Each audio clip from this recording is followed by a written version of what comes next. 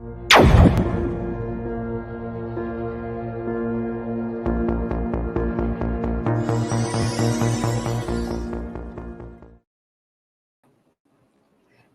and gentlemen, welcome to today's productivity talk. I'm Rie Minamoto from the APO Secretariat. Today, we will have a live session on the topic of managing emotions for enhancing productivity.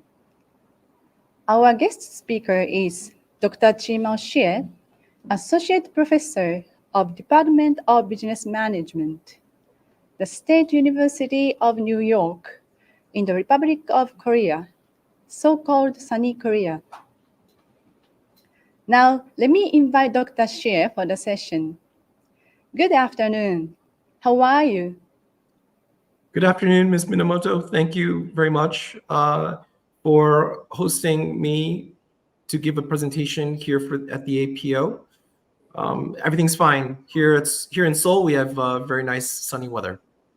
Wow, it's good to hear that. Here in Tokyo, it's cloudy today.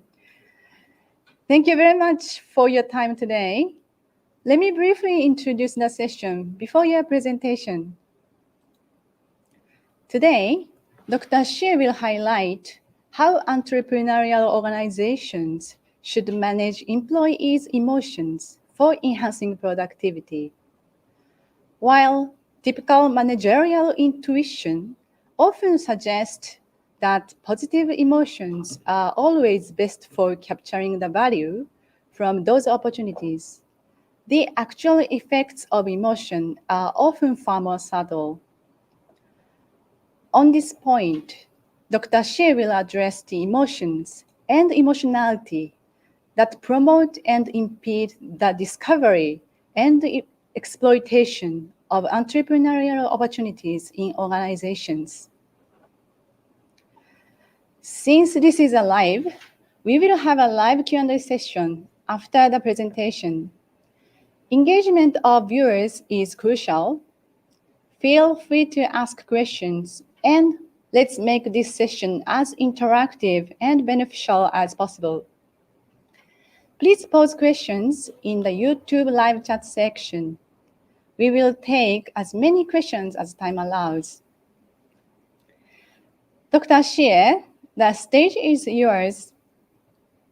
Great, thank you very much. Let me share my screen. Right, so the title of today's talk, as Ms. Minamoto mentioned, is Managing Emotions for Enhancing Productivity.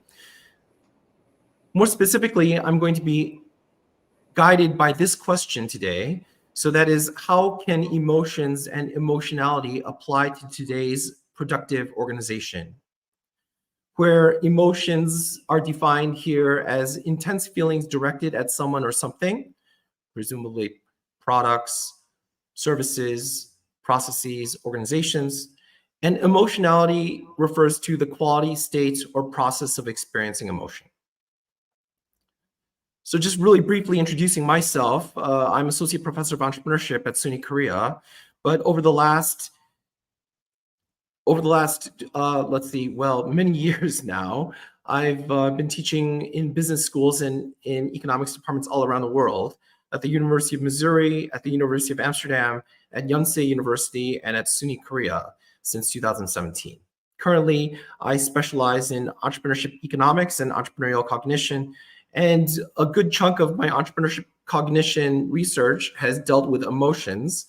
And specifically, I've been looking at humor, suspense, empathy, and curiosity.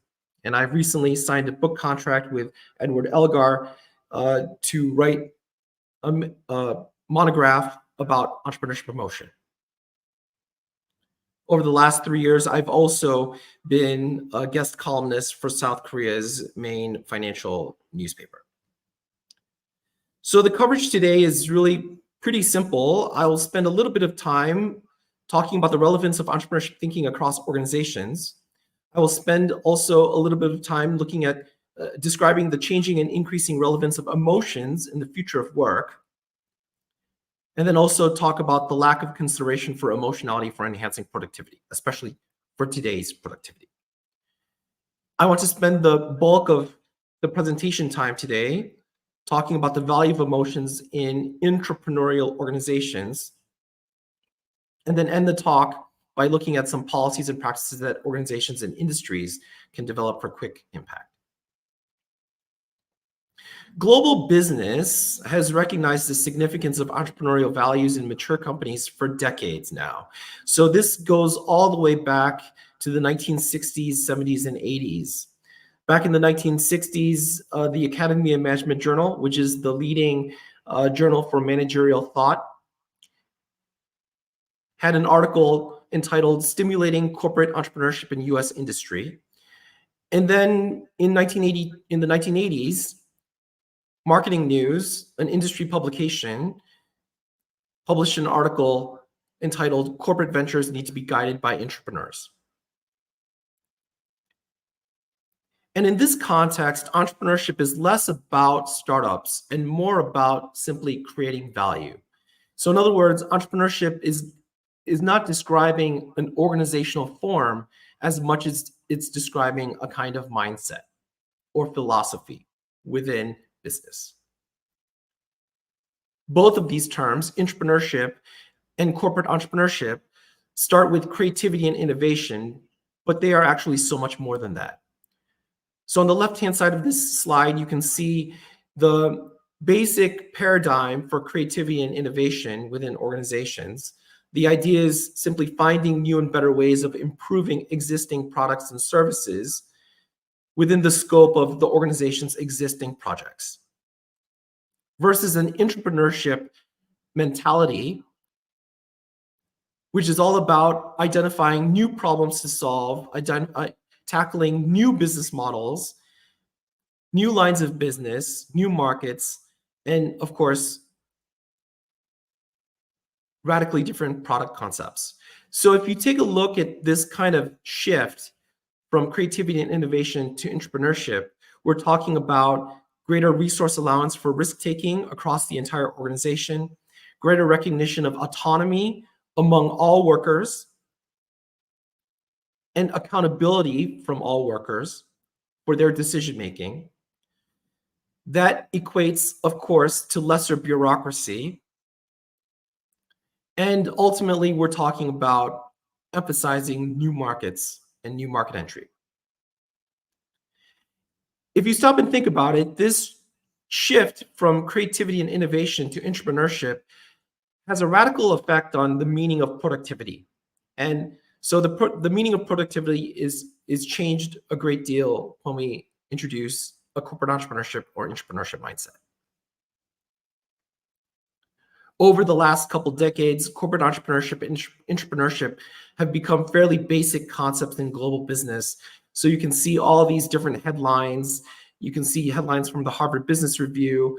You can see that many books, actually this is just one example of a book, but this book by Robert Hisrich and Claudine Kearney about corporate entrepreneurship. Deloitte, of course, one of the most famous consulting firms, has also been actively researching this concept of entrepreneurship. And then most recently here in Asia, we are seeing a growing attention paid to entrepreneurship. Well-known companies with formal corporate entrepreneurship and entrepreneurship programs and policies through today include such well-known famous names as Google, 3M, Intel, IBM, Microsoft, and the list goes on and on.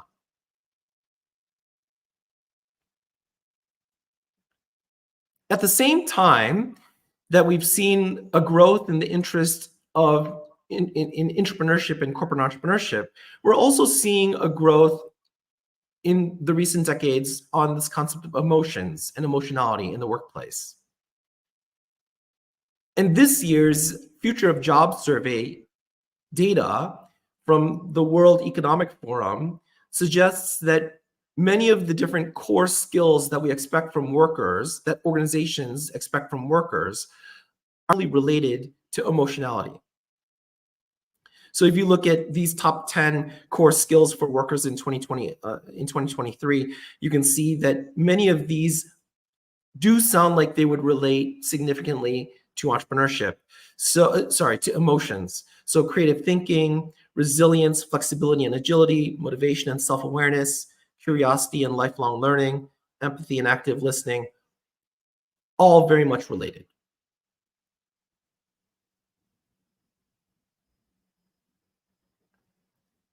Yet emotions generally aren't very broadly recognized as playing a role in Asian productivity. I think if you look at the institutional treatment of emotions in when it comes to many of the kind of business cultures in Asia, you'll find that emotions are not really considered uh, as something part of policy that should be part of policy. So I grabbed these screenshots from the sitemap of the APO. You can see on the left side you have over 1,000 articles and news items regarding productivity, and on the right hand side you can see just 2 items relating to emotion. And then these 2 items, actionable intelligence and this notion of agritourism, also not very directly related to emotion anyways. In other words, emotions often take a back seat in the context of productivity. However, these days, as a result of technology, emotion may be increasingly relevant for organizational decision making and health and well-being at the heart of human productivity. So to summarize the previous slides, for decades, entrepreneurship refers to a value creation mindset for established companies that extends beyond startups. Emotionality is also recognized more than ever as constituting or supporting a valuable set of core job skills. Many of those critical emotionality skills are fundamental to both entrepreneurship and the changing nature of productivity. And in broad segments of Asia, emotionality is not generally recognized for playing a role in enhancing productivity, much less today's notion of an entrepreneurial productivity. So the 2 kinds of questions that I'd like to guide the rest of my presentation today are: how do we make sense of emotions and emotionality for entrepreneurial organizations, given the oft-changing nature of productivity? And also, what policies, practices can be introduced to begin supporting entrepreneurship emotionality at the organizational and industry level? So there's some key emotionality in entrepreneurial organizations, and I show a bunch of them here. These topics, as you can see for the footnotes below, these topics have been heavily researched in the last decade or so. Empathy, curiosity, passion, and mindfulness and self-awareness all have been very significant research topics when it comes to how organizations can support value creation. So the first one, empathy. Sometimes when I talk to people about empathy in organizations, they confuse empathy with the concept of compassion.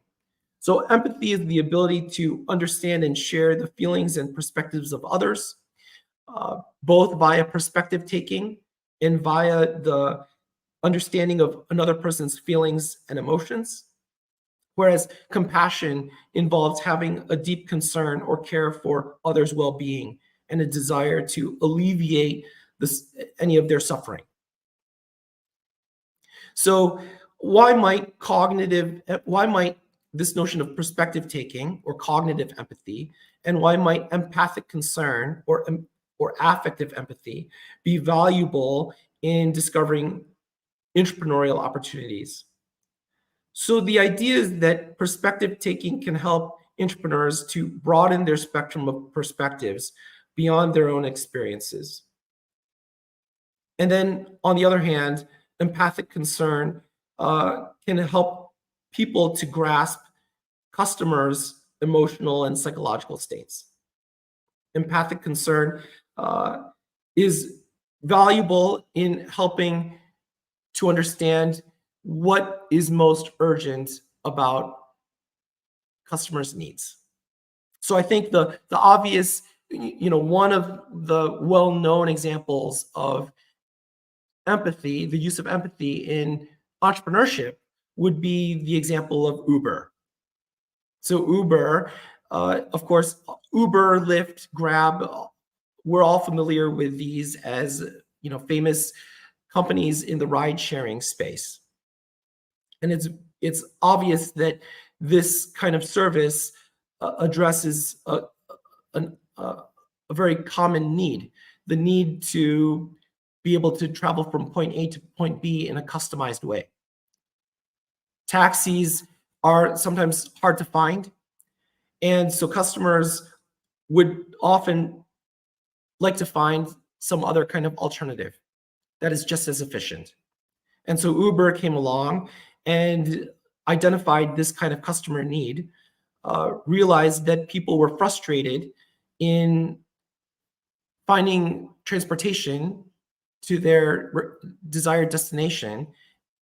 And yet the idea of getting into strangers' cars can leave people feeling quite insecure. And so by creating an app that can very transparently help people to estimate their arrival time, to estimate their fare, to learn about their driver, I think this was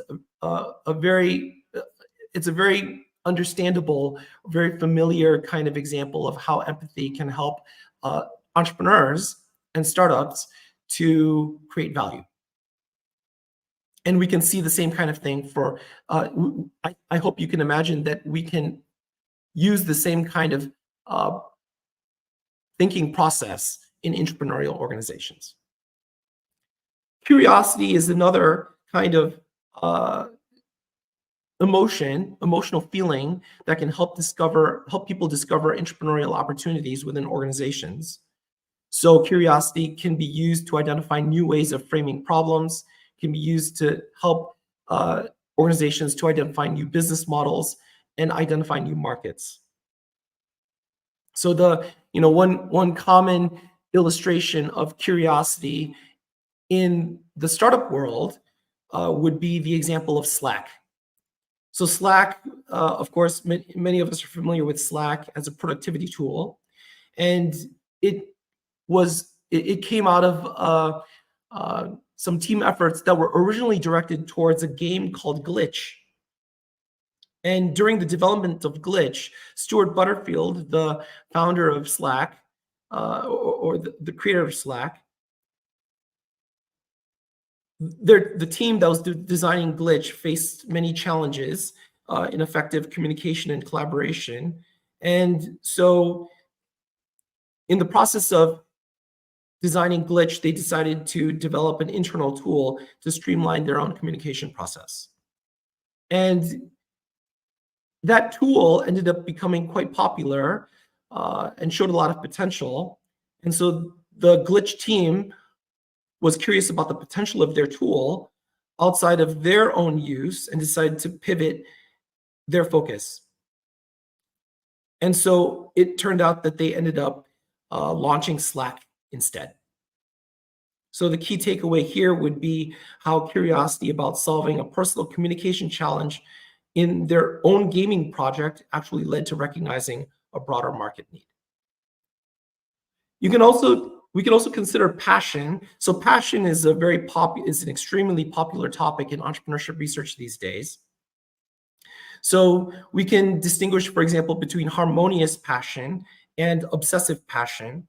So harmonious passion is a very intense, voluntary, and autonomous form of engagement with entrepreneurship or work activities, whereas obsessive passion describes a compulsion to engage in those activities whereby the entrepreneur feels controlled,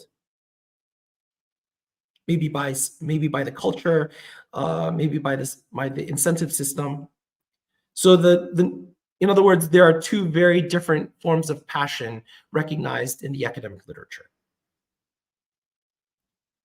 Overall, passion refers to intensely positive feelings experienced by entrepreneurs when engaging in activities that are meaningful, especially to their self-identity.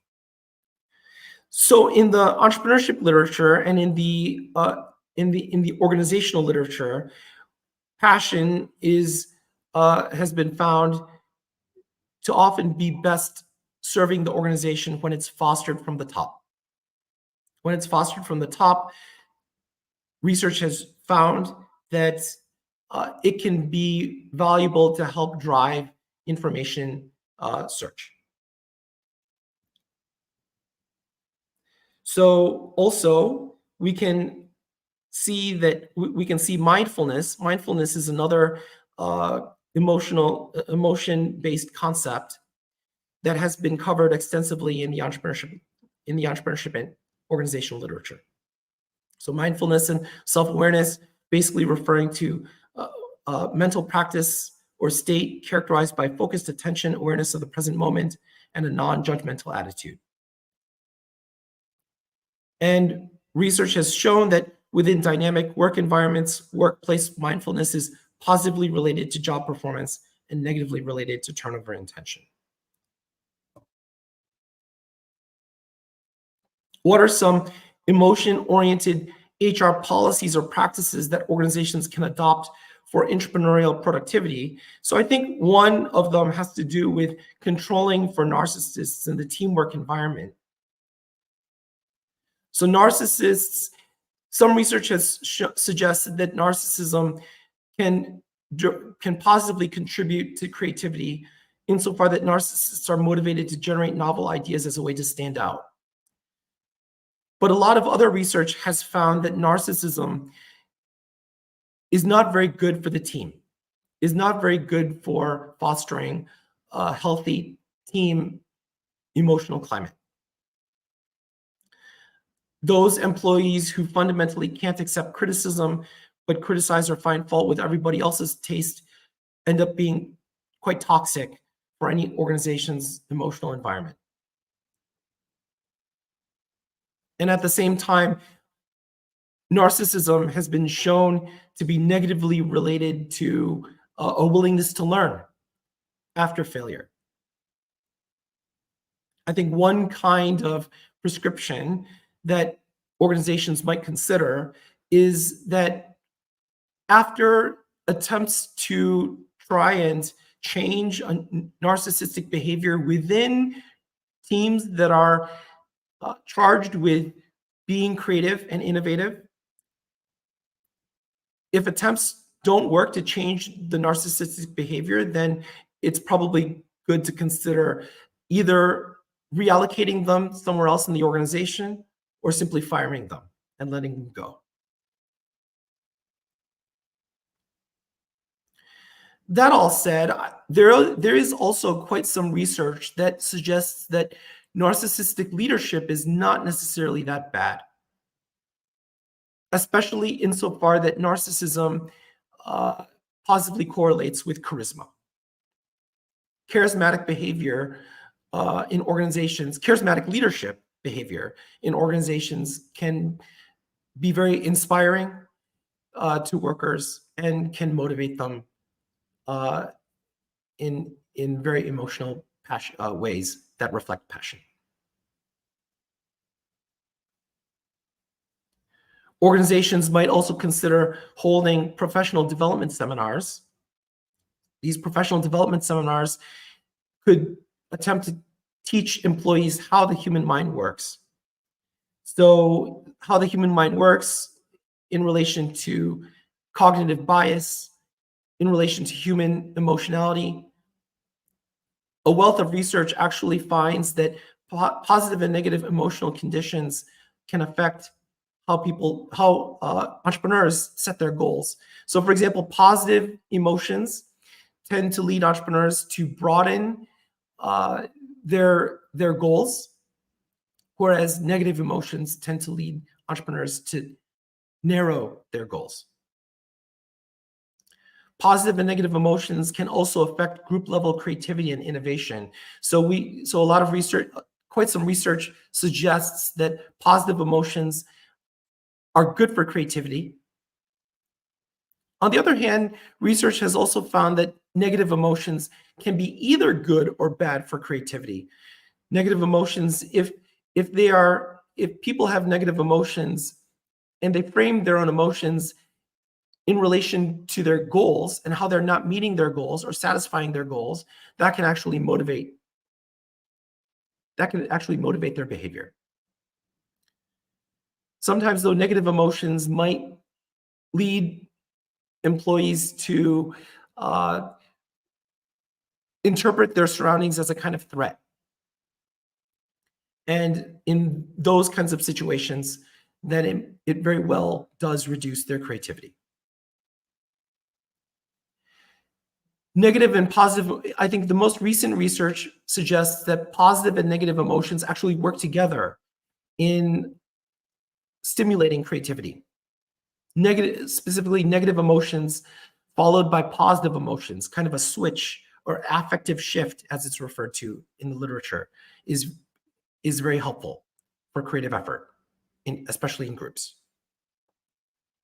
I think one key when it comes to professional development seminars that try to teach employees about cognitive biases and human emotionality has to do with appreciating emotionality while minimizing cognitive bias. In other words, how to appreciate emotionality while how to appreciate emotionality while minimizing cognitive bias, right? Sometimes people might presume that cognitive bias and emotionality are strictly correlated, and that's not necessarily true. Another possible HR practice would be to designate or create a chief human resource officer or chief people officer position that can institutionalize the importance of emotional awareness and that can respect emotional well-being across the organization. These officers should be familiar with the industry culture. Some recent data suggests that 47% of all CHROs and CPOs in Fortune 200 companies have actually less than 2 years of experience in their company's sector. Of course, emotionality and the nature of tasks within an industry or the nature of tasks within an organization are highly correlated. And so I think having a chief human resource officer or chief people officer who understands how those relate is really critical. Organizations can also design policies to leverage negative emotion for higher productivity. So for example, there's some research by Geddes et al. In 2020 that suggests that anger is not necessarily always bad. Sometimes there's this stigma around anger within organizations. Shows of anger are frowned upon. Anger is a human emotion that can serve to help reveal, for example, how policy can be improved. And so in other words, negative emotions is not something that should always be downplayed. Besides HR policies that can help organizations, there may be some emotion-oriented policies or practices that entrepreneurial industries can adopt to support productivity. So for example, industry associations might design, coordinate, and facilitate the establishment of innovation hubs or innovation clusters that can foster experimentation and forgive failure. There are a variety of different industry-led clusters, industry-led innovation hubs all around the world. So there's ones in biotech, there's ones in food security and food production, and there's also ones in the automotive industry. Industry associations might also design industry conferences and leadership forums that help to destigmatize failures that result in spite of organizational and inter-organizational trust and due diligence. Failure is not, so failure often we often hear about failure only if success is forthcoming, right? Or if success has resulted from the learning from failure. But maybe sometimes we shouldn't have to wait until there's a success to actually share failure stories. Different industries, of course, would also need to consider how their own context influences how to best foster entrepreneurial emotionality. Various industries will differ in terms of their level of competition, in terms of their market dynamics, in terms of their regulatory framework, in terms of their industry life cycle, in terms of industry culture, availability of resources, and the pace and nature of their technological change. And how industry associations and industry leadership should manage emotionality or help to create a culture of emotionality should definitely take these considerations in mind.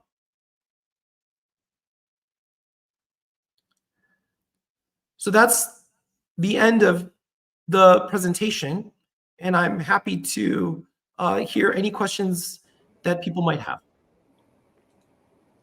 Thank you so much for your informative and interesting presentation, Dr. Hsieh. Now, we would like to move on to the Q&A session. Again, let me encourage viewers to leave their questions for Dr. Chihmao Hsieh with their name and country in the YouTube live chat section. We welcome your active participation. Dr. Hsieh, before starting the Q&A, I would like to ask you a few questions. My first question is about recognition of emotions in Asia.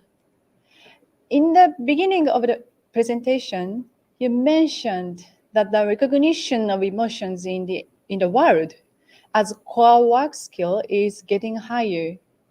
On the other hand, however, that in Asia is still relatively low. What do you think the reasons are? Well, so I think the obvious reasons have to do with organizational culture and national culture in many Asian countries. So of course, Asia is a very big place, right? And the APO is made up of 21 different country members. The culture across these 20 plus members is very different. But in some of the, I think, especially in Northeast Asia, the organizational culture is heavily based on authority, centralization, high power distance, and coordination.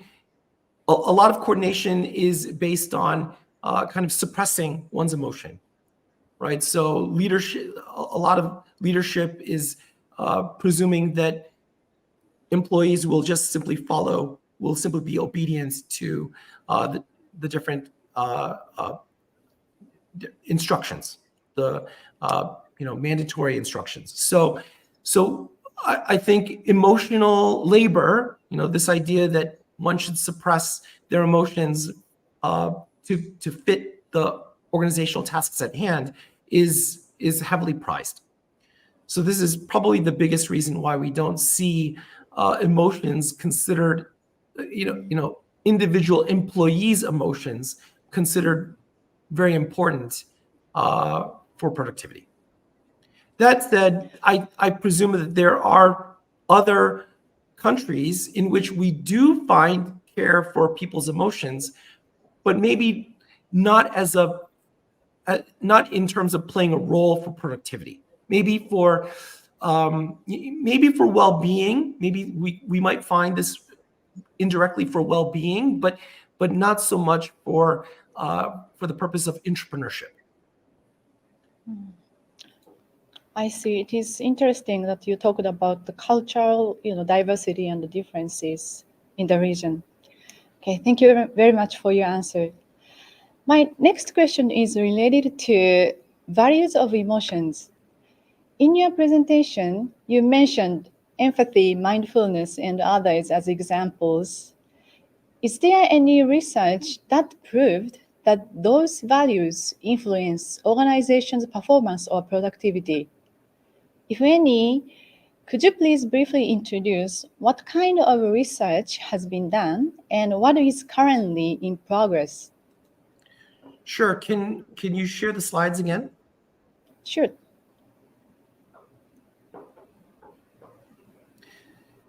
So here are some slides that I had planned in case that we have these kinds of questions.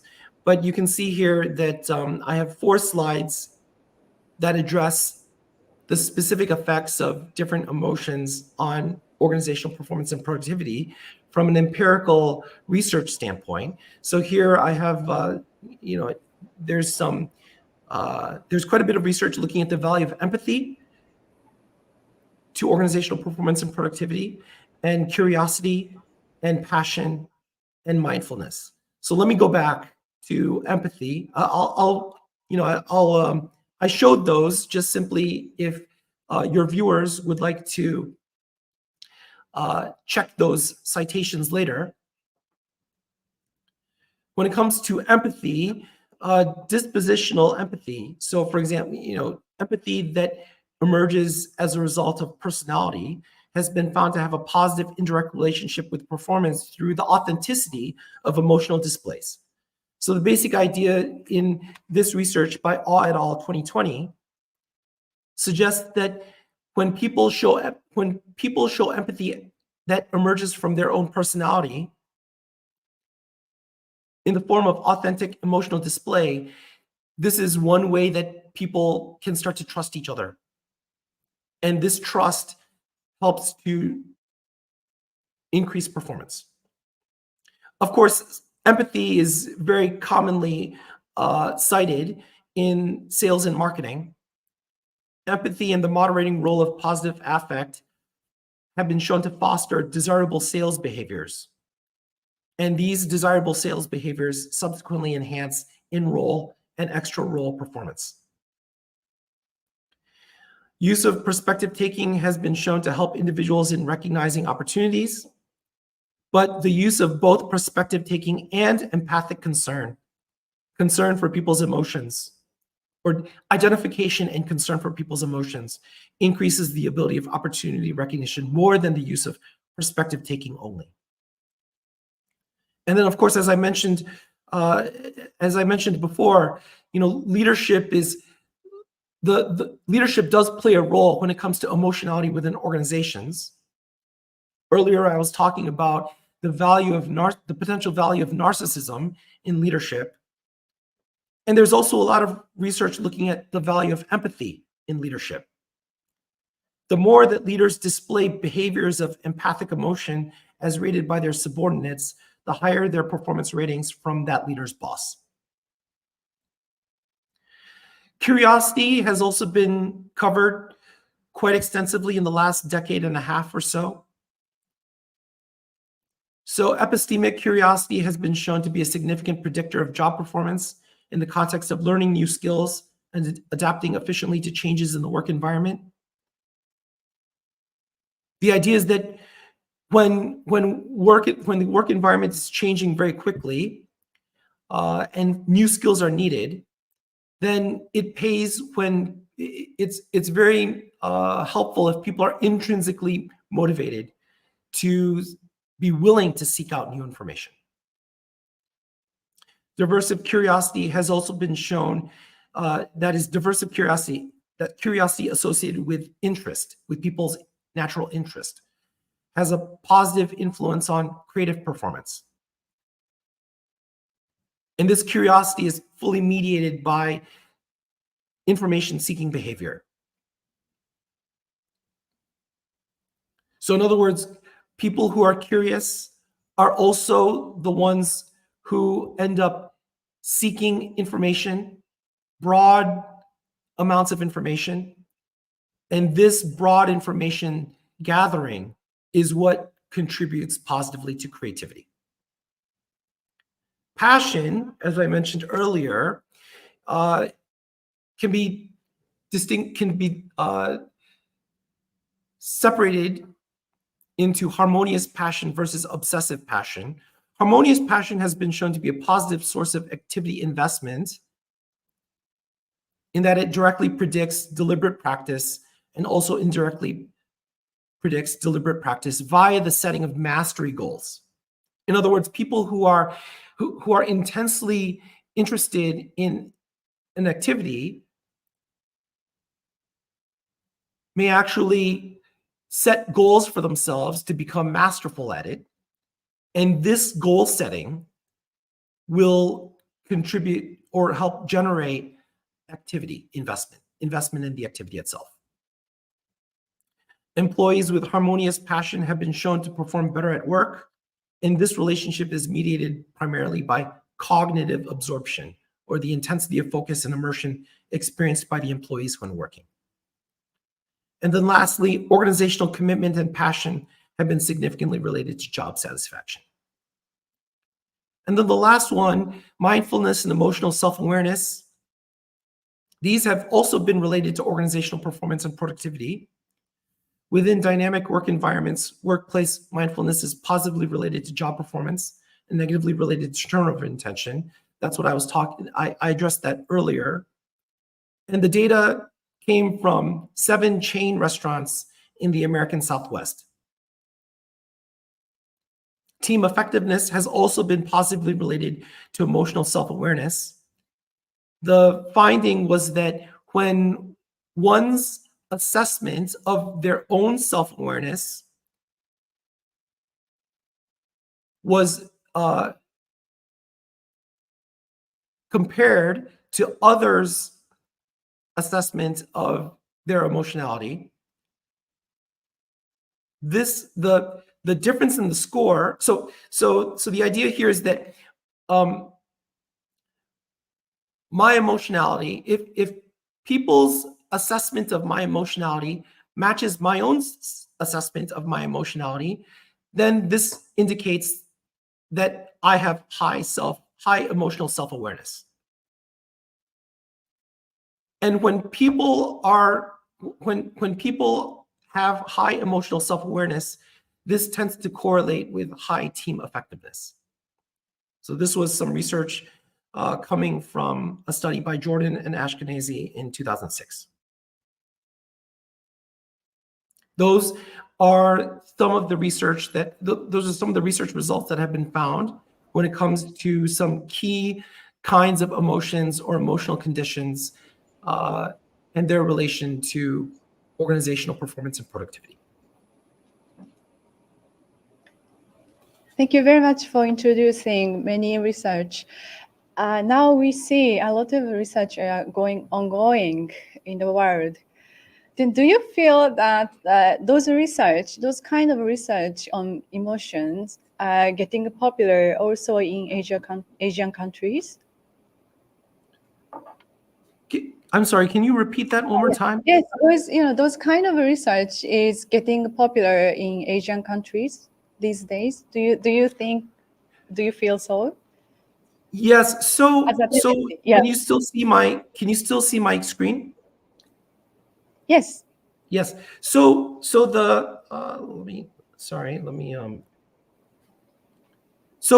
there's this research, in fact, that has been done on curiosity. So if I go back to this slide here.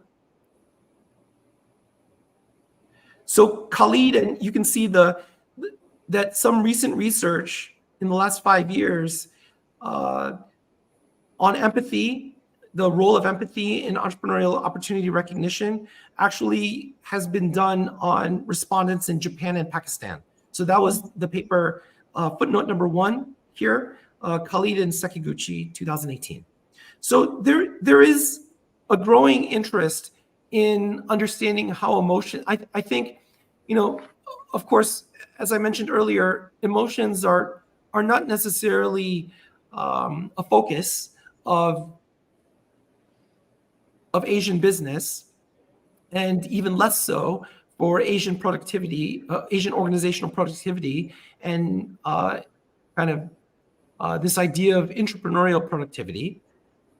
And so, and yet the interest in emotions in organizations has ramped up so much in the last 2 decades or so that we're starting to see interest here in Asia as well on this kind of research question. Okay, so we appreciate your explanation. Thank you very much. Then I would like to move on to my next question, which is about the calculation of productivity. In the formula of productivity, Usually, it is calculated by divided output by input. Then do you think if the emotion will influence on this calculation? And if so, how can organizations systematically and effectively measure the effects of emotion on productivity? So this is a very good question. Of course, this is a very good set of questions. Emotion is, the effects of emotions on productivity can be quite indirect, or at the very least can be hard to, it can be hard to kind of determine how much emotion and changes of emotion actually have on productivity in relation to any kind of confounding factors. I think the way that we can start to see the effects of emotion would have to do with satisfaction, just job satisfaction, how much employee well-being is considered, how much kind of conflict resolution can be addressed, and how much the conflict resolution, how quickly and how effectively and seamlessly conflict resolution can be addressed in groups can certainly be one way to estimate the value of emotion in when it comes to productivity. Your latter question was about how to measure emotionality itself. And I think the technology these days, the technological advances these days are starting to point us in that direction. So we're starting to see, technology that can estimate or approximate people's emotions based on their facial expression in real time. I think we're already starting to see this in some interview software. Online interview software can actually, especially in those interview platforms where organizations are conducting interviews online, they're able to start to assess the emotionality of their job candidates. And this technology could be rolled out in organizations more generally. Of course, this introduces other kinds of concerns, including ethical concerns, whether this starts to infringe on people's privacy. I think besides facial expression, facial recognition, and the calculation of facial expressions, we can also point to the value of text analysis. So emotional sentiment, sentiment analysis and the analysis of emotions in text is also a developing field. And this kind of technology might one day soon be valuable in helping organizations to assess the emotionality within their organization. If this technology, and again, this will depend a great deal on organization policy and also organizational culture. I think it's going to be some time before we can start to examine what kinds of effects these technologies have on organizational emotionality, and also what's the range of practice and range of policy that we find in industry when it comes to this kind of usage, the usage of this kind of technology. Thank you very much for your insights. Now, we have received 3 questions from viewers, so may I introduce one by one? Sure. Thank you. The first question is from KM. It is a very interesting presentation. Do you think emotionality skills of employees are also influenced by their personalities? So this is a question from KM. So your answer, please. Yeah. Yes. So there's a lot of research that looks at kind of trait affect. There's a lot of research that looks at how personality relates to the use of emotion, and how emotion can how this kind of personality driven emotionality will influence people's decision making. So for example, there's curiosity is one kind of emotion that has been that has been characterized as in part driven by personality. Some people are just more naturally curious than others. And so I think what's important here, I think this kind of question is very provocative insofar that it suggests that sometimes emotionality just cannot be taught. Organizational and so if we go one step further, sometimes organizational culture isn't going to change how people emote. In this kind of situation, then I think it becomes obvious that the key to preserving emotionality or to improving emotionality within an organization lies in the recruitment and hiring stage. And so then the obvious kind of prescription is that you need people, the people who are involved in the interview process should be familiar with emotions and emotionality. I see. Thank you very much for your interesting idea. Nice. So the recruiting, the starting point is very important for the organization. Okay.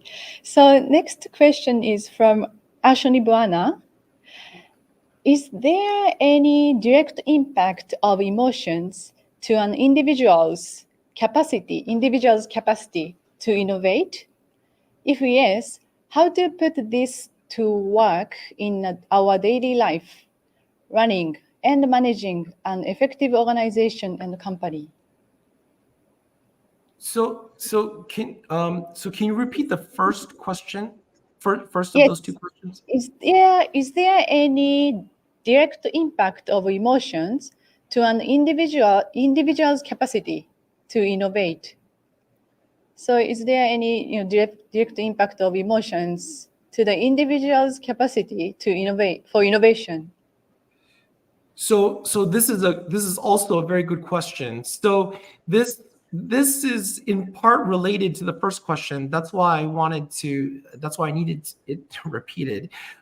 So the thing is that being creative and innovating, in large part, it has to do with the willingness to explore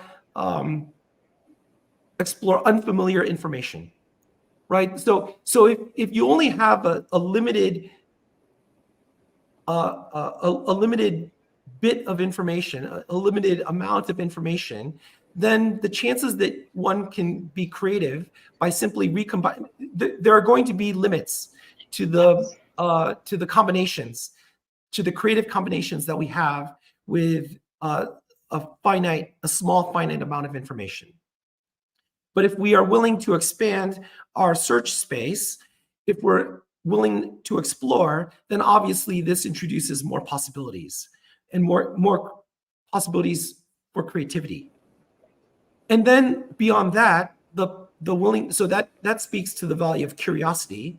And then the willingness to be empathetic, that also helps to broaden one's own mind, to step beyond our own perspective and try to adopt other people's perspectives. I think this empathy is very well known these days, at least in academic circles, for being valuable in generating new creative products and services. Thank you very much for your answer. So, and this is the last question in this session, which is about HR strategy. So in your presentation, you mentioned some of the policies for organizations, but what kind of HR strategies are introduced for entrepreneurial organizations? So it might be different from depending on the culture of organizations. So how should they be introduced in organizations? So please share your insights. So I guess the question is about what kinds of HR strategies are best for developed and mature organizations, or is the question about the Yes, value of the HR strategies for startups? for startups, yeah. For, so for the startups and the mature organizations, the way to introduce the HR strategy might be different, right? So can you explain how they should be introduced depending on the difference of the organizations?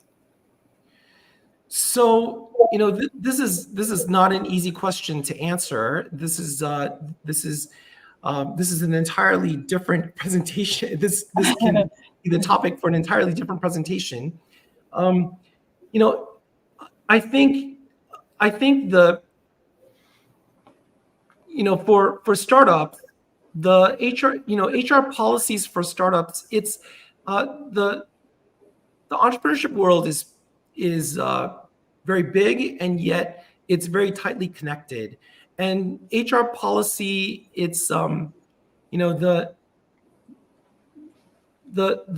nature of team formation in startups, it's not the same as the nature of recruitment in mature companies. So of course, in mature companies, in mature established large companies, there tends to be a lot more bureaucracy. There tends to be a lot of rules regarding the hiring process and the recruitment process, the assessment of new employees, and the socialization process.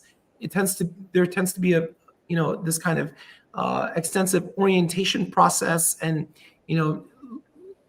we the in the startup world, I don't think we see that kind of bureaucracy, at least not for the youngest of startups. In the youngest of startups, usually the nature of the hiring process is far more informal. I think that doesn't mean that the onboarding process in startups needs to be any less sensitive. The but I think the trust. I think probably the main difference, I would say, between the onboarding process, HR policies and onboarding process for startups versus established firms, would lie in the importance of trust between teammates and co-founders regarding the motivation for why additional team members are being brought on board, as well as deep understanding of what the motivations are for those people to come on board in the first place. Thank you very much for your answer. Now we are nearing the conclusion of the session. Dr. Hsieh, to wrap up, would you like to share a message with our viewers who are tuning into today's session? Your final remarks. Yeah, my final remarks are that, emotion sometimes gets a bad reputation in organizations and even in societies. So